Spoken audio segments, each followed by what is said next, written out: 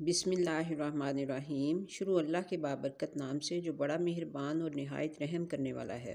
ज़िंदगी एक ऐसा सफ़र है जिसमें इंसान हमेशा दो बोझ उठाए रखता है, एक ज़रूरत का और एक ख्वाहिश का।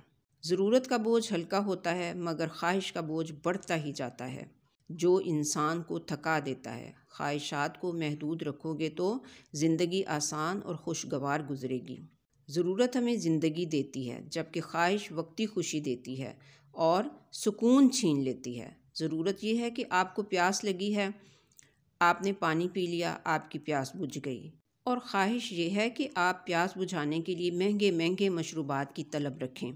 अगर इसकी इस्तात नहीं है तो ये तलब बेसुकून करेगी। ज़रूरत वो है जो जिस्म को बआसानी ज़िंदा रखे, जबकि ख्वाहिश में सिर्फ़ ज़ायके और ऐश की तलब होती है। जान लो कि कामयाब ज़िंदगी का राज सादगी में है। ज़रूरत के साथ ज़िंदगी जीना आसान होता है, जबकि ख्वाहिशात के पीछे भागने से इंसान कभी मुतमईन नहीं होता। सुकून उन लोगों के हिस्से में आता है जो ज़रूरत पर कनात करते हैं और ख्वाहिशात का शोर सुनने से बचते हैं। अपनी ख्वाहिशात का दायरा महदूद रखो और शुक्रगुजार बनो।